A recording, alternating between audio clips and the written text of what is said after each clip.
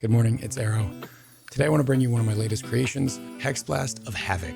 This is a cast on crit perfect agony assassin, so buckle up. This build is fairly min-maxed, and it is certainly not a budget build or a league starter. As we get later in the league, I like to explore new avenues and spend some of the money that I've made over the league. This build uses Badge of the Brotherhood alongside of power charge stacking to get a lot of frenzies, as well as a lot of power charges. With Rallycash, these are both always up, allowing us to finely tune a cast on crit setup to get just about 10.1 casts per second. Hexblast of Havoc is a much simpler version of the original Hexblast. It has huge area of effect and targets a single enemy. If that enemy is hexed when you hit them, it will deal massive AoE chaos damage around the target. The way that we ensure that this is always going off is by using a cast on crit setup, which hits the enemy first with Cyclone, and the AoE pops always go off. This is perfect agony, so we are scaling with poison and critical strikes. This archetype was long one of my favorite ways to play poison builds, even before it was buffed heavily this league. Perfect Agony is in a very strong place right now. It's really, really good for cast on crit setups, and I already have another Perfect Agony setup cooking. So make sure you stop by my Twitch, twitch.tv/AER0__, and see what I'm working on. We are in the middle of a subathon. We are on day 18, so stop by and drop a Twitch Prime. One of the goals of this build was to go fast, so we used some fun tech to speed this build up. So let's jump in and talk about how everything works and get you playing if you want to. Here we have level 95 Scum Shamble Bloodsinger. This name came from, I couldn't think of a name, so somebody suggested that I take the name of the first rare monster that I kill, and that was it. So let's start with our weapon here. One of the reasons that we're Cyclone is because of the rune craft for swords that give you plus 2 meters to weapon range. That's a ridiculous amount of range and makes it so our Cyclone feels huge in maps. After that, you want to get crit chance and attack speed, as well as critical strike multiplier. Crit multiplier works for our damage over time with Perfect Agony, which I will talk about in a second. The reason that we go for the damage prefixes is because our Cyclone actually deals a fair bit of damage, and there weren't a ton of useful prefixes for us. So I took the critical strike base, I used an essence for attack speed until I hit multi. I locked and did Reforge Chaos, which guarantees the chaos prefix if your suffixes are full. And then I blocked, did a Veiled Orb in order to get physical damage. It's almost guaranteed. And then crafted on hits can't be evaded. It's a pretty straightforward craft and doesn't cost too much outside of the Veiled Orb. Next, we have the Venomous Toxins Helmet. There's not a ton of these with power charges out there. So if you're looking to play this build or a build like it, you're probably gonna have to go without. The Venomous Toxins Helmet itself is not very expensive, but not a lot of people are looking at these or corrupting these or farming these from the beast, so power charges are rare. However, this item is incredibly strong for an assassin setup. I don't even use the aspect of the spider, which I probably should have found a way to fit into the build. But basically the way this works is, let's say you have 10 power charges. That means you can get up to 100% poison chance global just from the helmet. That means that it works for your explosions, for things like Asenaths. Completely takes any worry of scaling your poison chance. It has a really nice energy shield roll, a couple hundred, as well as 20% increased damage with poison per power charge. So if you have 10, again, that's 200% increased damage. This build ends up with 11 power and frenzy charges, but that is because of this ring. This is the reason that I started making this build, because I found this ring for 20 divines, and I thought I have to make some sort of perfect agony power charge build with this. Again, this is not going to be super accessible, and if you lose power charges, you do lose some damage and some AoE, but you can make up for it by getting 2 pretty good rings, and it will really simplify the rest of the build. Again, I don't necessarily recommend this to new players. Only if you really want to play it from the footage would I try to put this together. Another source of power charge besides the Kalandrad Circle of Nostalgia is a +1 power charge shield. These are very available. I crafted this myself. I used block essences until I hit 2 good prefixes, and then I just did Reforge over and over again for elemental until I got some suffixes with good res. The build gets a healthy amount of block, some good avoidance from elusive and evasion as its main defensive layers against attacks, but it is by no means a tank. As I mentioned, Rallycash makes it so all of our charges are up all the time, so we don't have to worry about ramping them, but it also enables the Alessia's Delight belt. This makes it so frenzy charges that we generate are converted into affliction charges for more damage over time.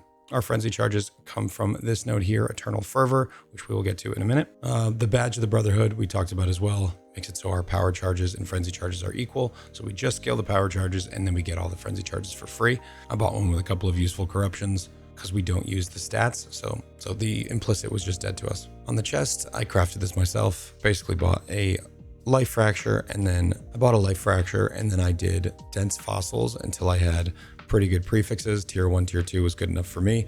That gets up to 577 ES and almost 3k evasion. And then for the suffixes, I did Eldritch Currency until I got a high roll of Spell Suppress, and I eventually did a Veiled Orb, and that's what we ended up with. The gloves take care of both of our curses for us.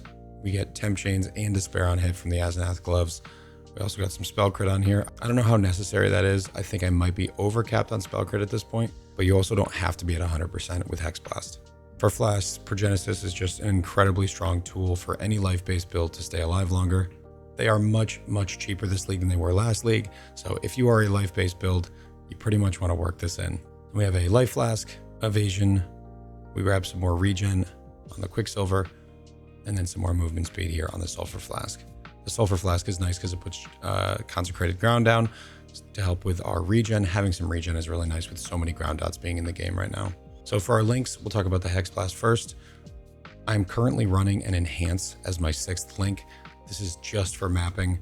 I swap an Awaken Void Manipulation in here when we are bossing. It's about 50% more damage, but the Enhance does 2 things. It makes it so our Cyclone gives us more movement speed. There's a huge less movement speed multiplier on Cyclone when you're cycloning, but Enhance can really lower that a decent amount. So I wanted to go fast. That's how we go fast. Hexblast of Havoc is also scaled by Enhance in that it gives us even more AoE. The AoE on this build is probably a little bit overdone, but that's a classic arrow build. We're using Awaken Added Chaos for a bunch of flat. Again, this applies to our Cyclone as well. We have Awaken Cast on Critical Strike, Power Charge on Crit, and then the Enhance. Awaken Cast on Critical Strike, when combined with the Forbidden Flesh and Flame for Like Clockwork, gets us to the 10.1 breakpoint. That is all you need. This is probably the simplest cast on crit build I've ever played. It is just level 5 and Like Clockwork. So steal these. I think they were, 60C and 1 Divine for these two. They're very, very cheap and enable our cast on crit. Another one of the reasons why I said this isn't a new player friendly build is because you do have to balance your attack speed. So you have to go into POB, you have to pay attention to not get too much attack speed. For example, I'm not taking coordination. This would actually lower my trigger rate because my attack speed would be too high. We have a Despair, a Void Spear, and an Arcanist brand here in the sword. Void Sphere is just a really nice way to pull enemies together, slow them down with Hinder. And then this is the way that we get our high level Despair as opposed to the one that is the Curse on Hit version here. You don't need to run both of these. I was actually planning on getting rid of the Despair on Hit on this because it just wasn't needed for mapping. I really only need it for single target, so we use it in this Arcanist brand setup. In the helmet, we have a Guardian's Blessing setup that is just okay. Basically, you have these Dark Marionettes. When you press your Zealotry, they start to die, and as long as one of them is alive, you have your skill up. So they're actually out of sync right now. So I have to wait till they resummon, and then I can press my Malevolence. It doesn't last that long, but it is a nice burst on bosses, and that's really the only time you're going to need it. So that setup is Guardian's Blessing, Raised Spectre, Meat Shield, and Malevolence. In our shield, we have Flame Dash and Second Wind alongside of Faster Casting. This 3-link feels pretty good. Unfortunately, we can't Frost Blink because we have a Withering Step setup, which I'll get to in a second. So our movement skill is maybe my least favorite thing about the build. I tried Shield Charge. It felt okay. The reality is when you're cycloning, you can only use instant skills during the cyclone channel. Anything else requires a little bit of a cast time, which feels kind of clunky. And Frostblink doesn't have charges on it, so we can't use it alongside of Withering Step. So Withering Step here is linked to Automation and More Duration and Steel Skin. This makes our Withering Step go off all the time. And the nice thing about this is when we're channeling, Withering Step can go off and continuing to channel does not break the Wither. So it gives us all that bonus move speed, elusive, and the Wither debuffs for the entire duration as long as we stay channeling. And elusive is a very powerful defensive layer when we have a badge of the Brotherhood because you get 100% increased effect of elusive. So it's a little bit clunky, but as long as you are staying cycloning, you move a lot faster. We have our auras and our gloves. So Herald of Agony, this is mandatory because of the Amethyst Ring. If you play this build and you don't use a Circle of Nostalgia, you probably can drop Herald of Agony. It's pretty good, but it's not amazing outside of using a ring like this. We use Grace, Purity of Elements, and Enlighten. Purity of Elements allows us to get fully ailment immune as well as a bunch of max res, because this build does not have a lot of room for resistances while I'm using this ring and it mirrored. Okay, let's jump into the tree because there is a lot going on here. Let's start with this tech, Supreme Ostentation.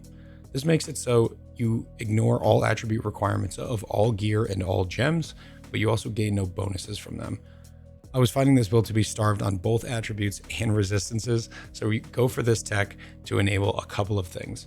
We can use any gems we want, including a max level steel skin, max level grace, max level Hexblast, and have all of our stats be not high enough to use any of those things. It also allows us to fully tattoo the entire tree.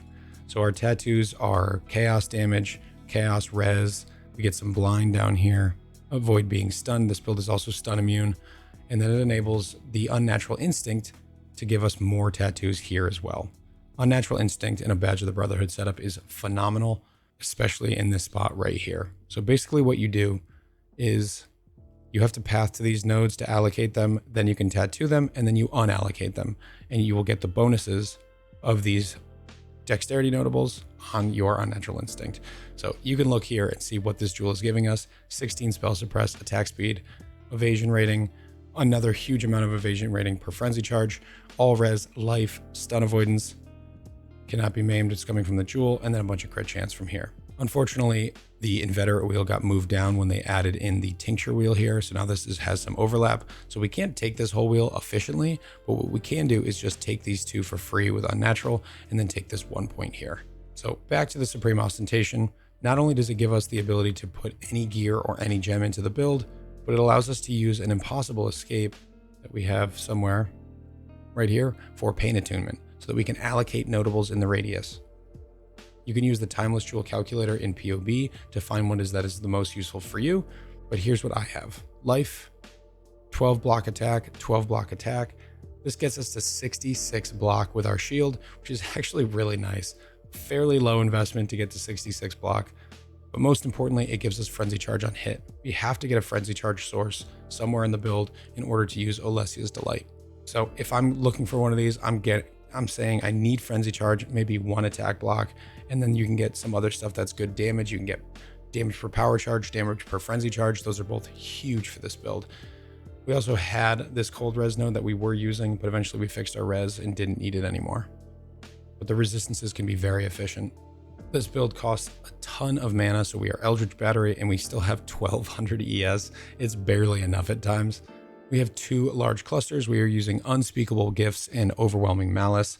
I'm fairly certain these are super hard to craft. There was only one available when I looked for this. So I think what you might have to do if you try to recreate this is just get a 3 passive that has another useful notable so you can take the one in the back. Chaos damage is really efficient in this build, so the travel nodes aren't that bad. But getting Explode is very, very important to the feel of the build. And then Overwhelming Malice converts all of our fizz damage to chaos, but more importantly, it gives us Wither on hit.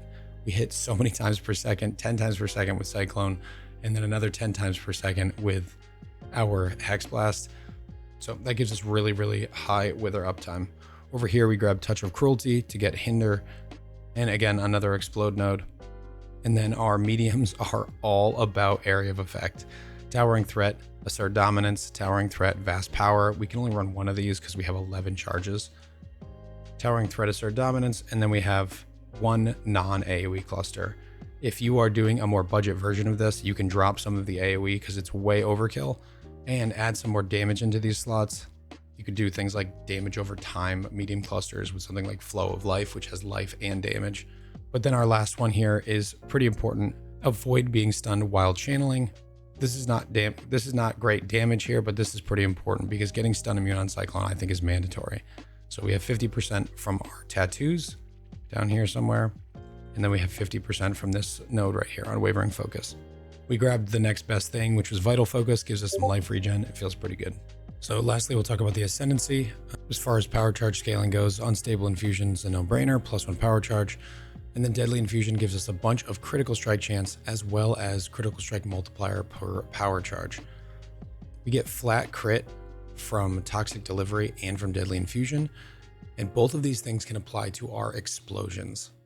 Our explosions will have more base crit per poison on the enemy. So as our explosions are going off, each explosion gets more crit on the enemies around it, giving them more chance to poison. Because of Perfect Agony, we cannot poison unless we crit, so our explosions are only poisoning when they crit.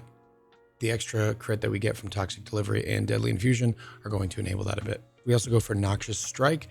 The chance to poison does not matter because we're already capped, but it gives us a bunch of duration and then life, and then you recover life per poison affecting enemies that you kill.